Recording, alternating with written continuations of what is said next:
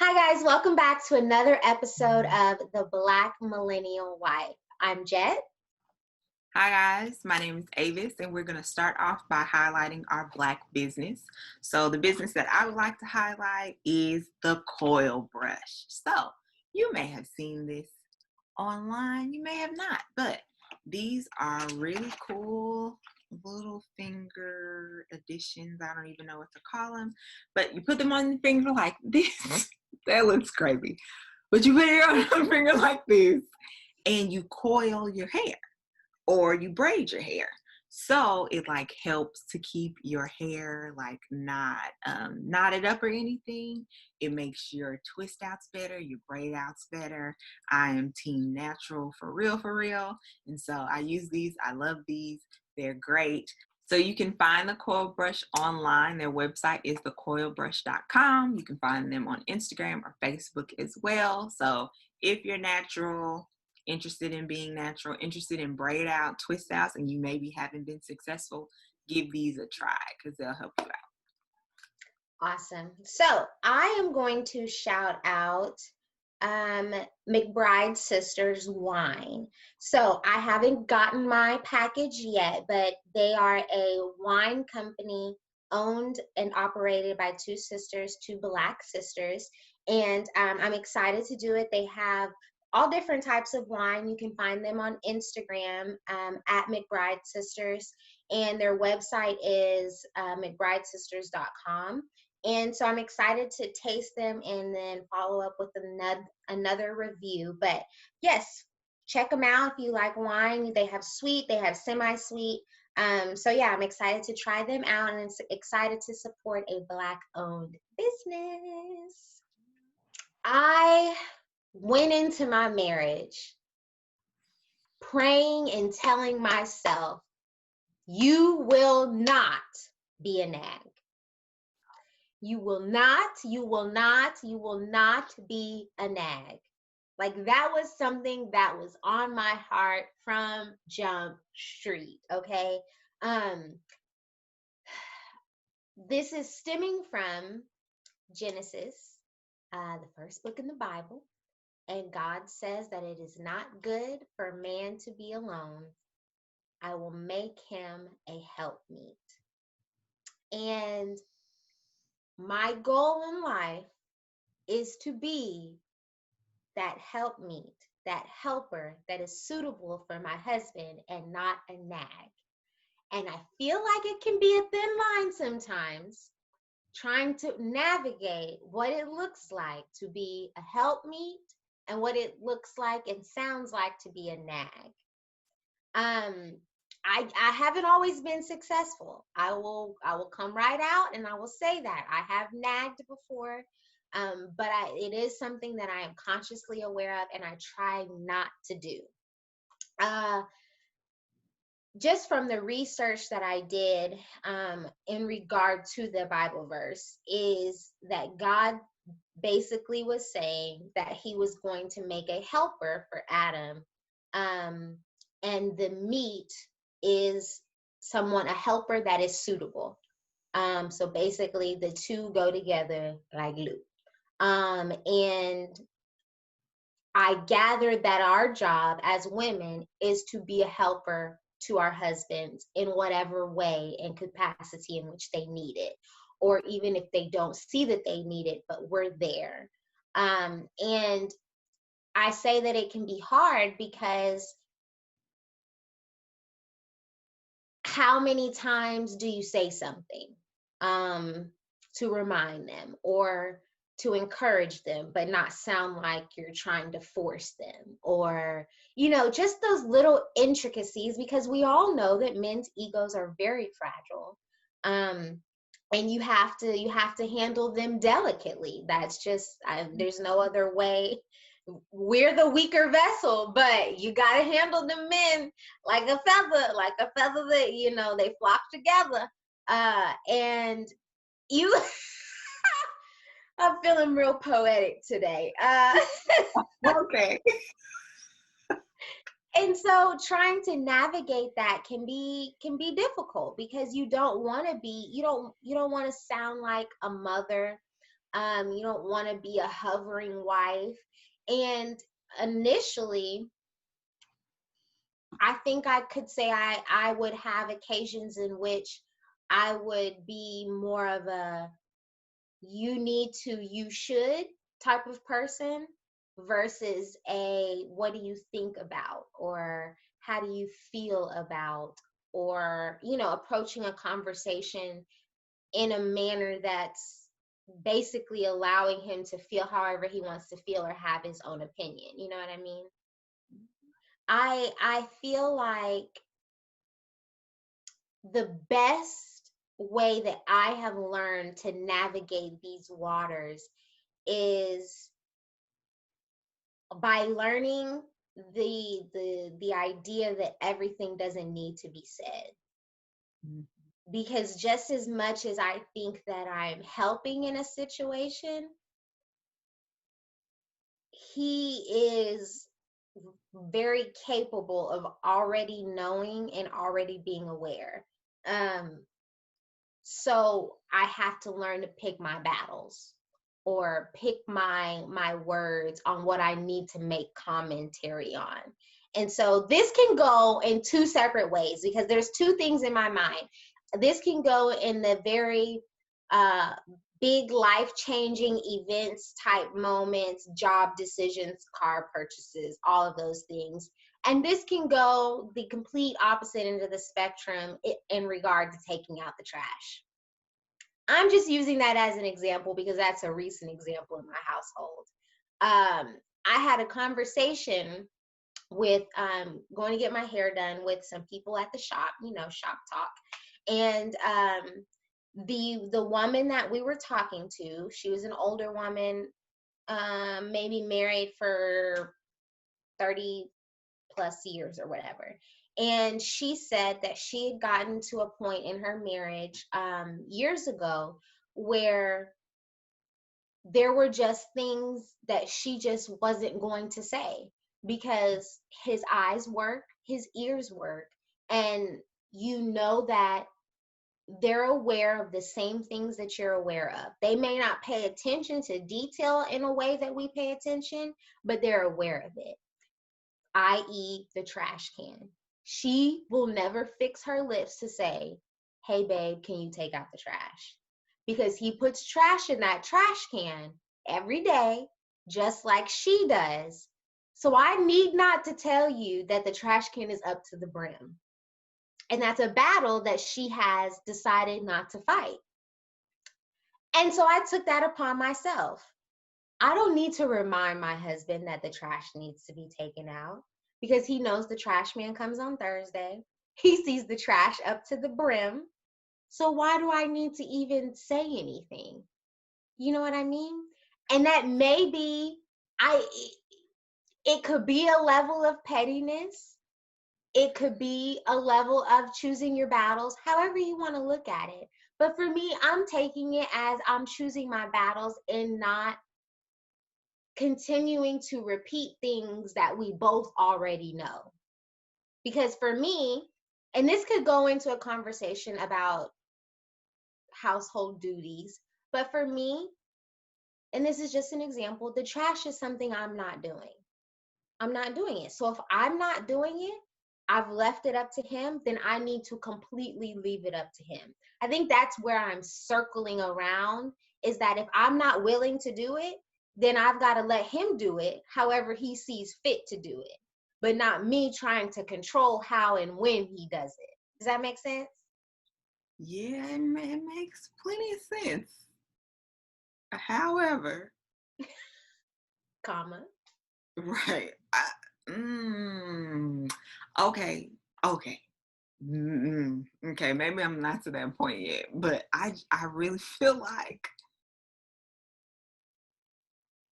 he misses things. Like you're missing things in whatever scenario it is that's not putting urgency in your like how you function.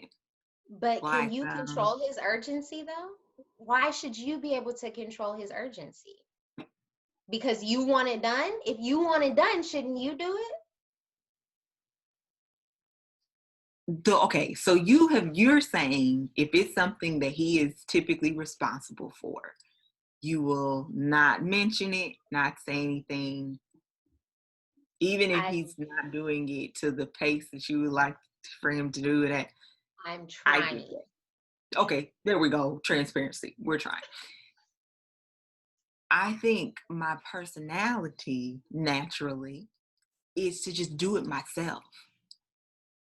Like I don't think I'm uh there are certain things that I do nag about, very specific things that I do nag about, I can say. But most things, if you're not doing it the way that I want you to do it, or the way I think it needs to be done to some extent, I would just do it myself and we don't ever have to talk about it again. Like, I think that's a great solution. That's a great alternative to deciding to nag, is if you decide that you're not going to do it right or the way that I want it or expeditiously like I'm asking you to do it, then I'll do it myself. But that's your choice and you can't be mad at him for that. right, which is the part that's not so good for me because I will start getting resentful. Like, why am I And the only one cleaning the bathroom? I'm not the one that stands up to pee. I get everything in the toilet bowl the first shot. Why am I the only one? And so he would clean the bathroom, but he would not clean the bottom of the toilet bowl. What are you doing? So the bathroom's not clean, is what you're telling me. So don't worry about it. I'll do it. Do I have an attitude doing it? Do I make sure you know that I'm doing it and how long it took me to do it? Yes. Is that petty and wrong of me? Yes, I see that now.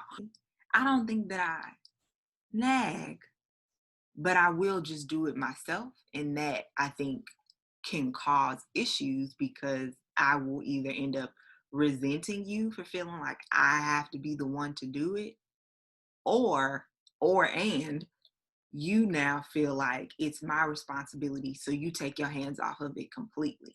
And I feel like as Black women, we put ourselves in a place where we don't allow a man to be a man because they're not being a man in the way that we want them to be a man. So we step up and become the man. And that's so detrimental and just like a negative shot to our husband's ego.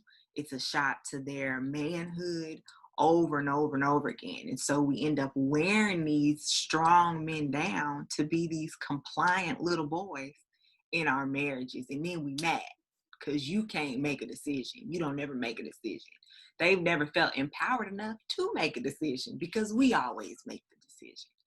So this is true. So have you had let's say, for example, he did clean the bathroom, but he didn't clean around the toilet bowl. What did you say in response to him not cleaning around the toilet bowl? Probably what I just said in this video, just like that. And we have talked about when we did those videos about 3 words that describe us as wives. My last one was direct communication. I am going to say what I mean, and I'm going to say it in a way where you understand that I am not wavering on what I'm saying. And that's not the best form of communication all the time, but that's how I know to communicate. Right. But sis, haven't we talked about the fact that you've got to work on the way that you communicate because of the way that your husband has interpreted your communication as so harsh and you not needing specific things? But that's another topic. But I'm saying this still relates to it in the sense that there's a better way as a helper to your mate to say, hey, babe, when you clean the bathroom, I just want y'all to peep my sister's energy right now, but this is okay. You know, that's why we're here to help each other.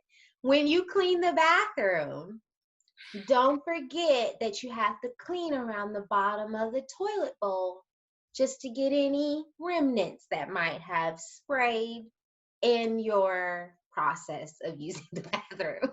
But yes, being direct is fine, and saying what you need to say is fine. But I was just direct in saying the same thing, but also a little bit kinder, because we have acknowledged that you communicate.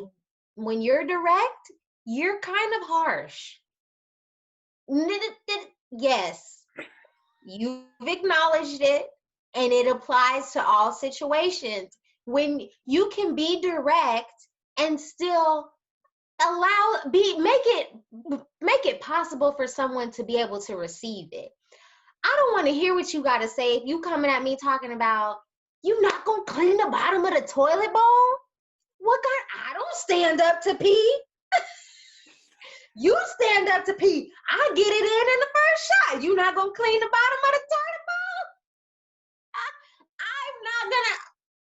Girl, bye. What? And this is all just an example.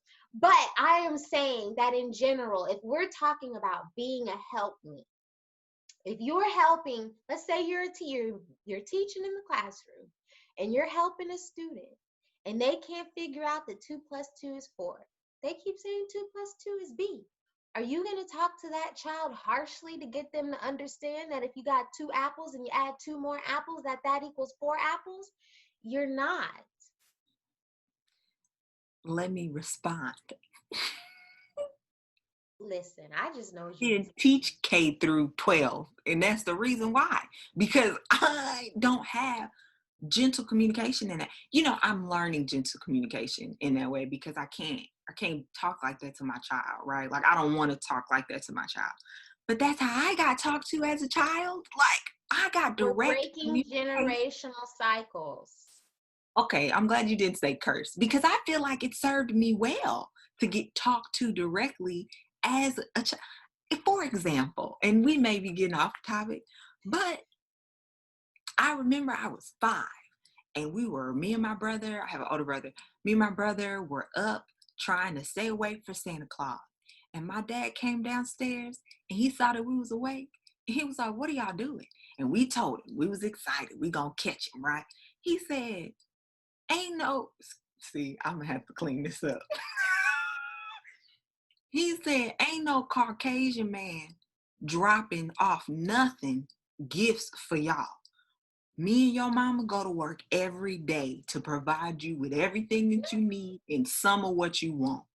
Ain't nobody coming and giving y'all nothing."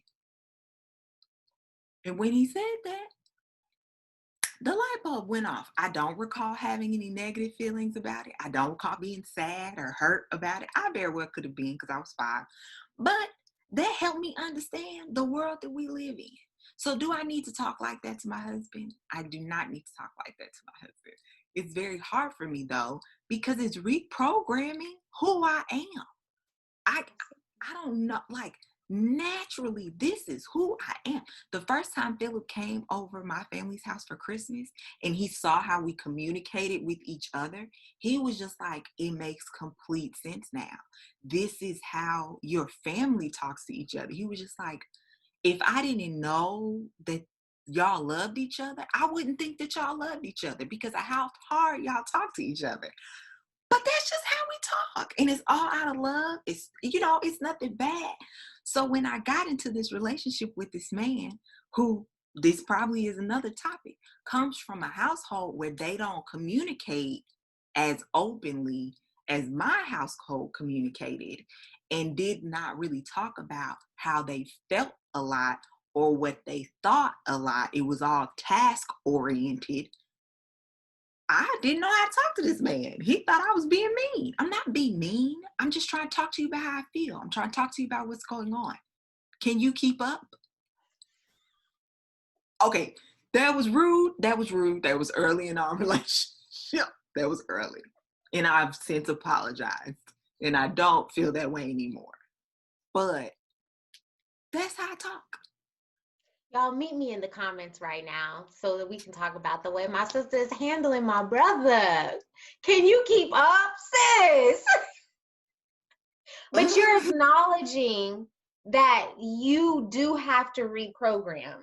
Because we just at the beginning of this episode said how fragile men's egos are, and then you want to sit and question why he's not receiving what you're saying? Because you talking to him crazy. Okay. And in my opinion, I don't believe that's what God intended when he created the helper for the mate. I agree. So I think to circle back around, is that we have to, number one, realize that everything doesn't need to be said. I think that's one of the most valuable things that I have learned, is that I don't always have to say something. Stuff is not always going to be the most profound thing to share or say in regard to something my husband does or does not do. Sometimes, girl, just keep your mouth shut. But other times in which I feel like something does need to be communicated so that resentment doesn't build, I've got to make sure that I say it in a manner in which it can be received, because I want to be talked to in the same way. I'm not going to receive something if you come at me crazy, whether that's my husband or anybody else. So how can I expect, because I used to talk crazy too. I used to talk at the side of my neck. You know I did. But I have since learned and grown so that I know that if I'm communicating something with my husband, I have to make sure that I am also being respectful, because that is a charge that we were given from God, is to respect our husbands. So we have to, whether it's something as small as cleaning the toilet or taking out the trash, we still, hey babe, if you're gonna say something, I need to say it in a respectful way. Period, point blank. That's not me talking, that's the Bible talking. And I feel like I'm still struggling with it when I'm talking about realizing that I don't need to say everything.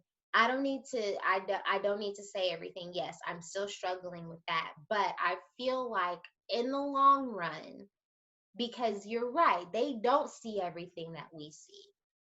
My husband is not going to wipe down the mirror after a week of washing his hands in the sink, and he's going to be oblivious to the water spots on the mirror.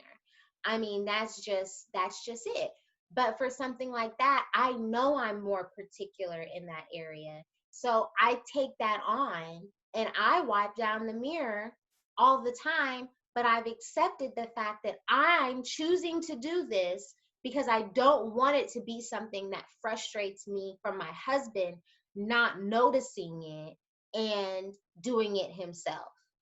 You know what I mean? So if I'm choosing to take it on, I need to take it on with a loving heart and saying, I don't want this to be a situation in either case of him trying to remember or me reminding him or whatever. So fine, it's just something that I'm going to do.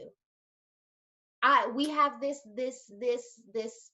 same issue when it comes to for example, the dishes. I just wash the dishes better, but don't nobody like washing dishes.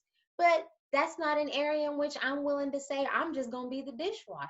So we have those disagreements sometimes about if the dishes have been washed properly or who's gonna do them. But I'm working on it. So either way, I'm still trying to be a helper in the sense of, if I do remind him to choose to remind him about something, or if I choose to take it on myself and not have resentment for choosing to take it on. I really feel like I feel like you cannot be the proper helpmeet that you're supposed to be if you are unable to submit. And I think that is where I have struggled a lot in our marriage, is the submission part.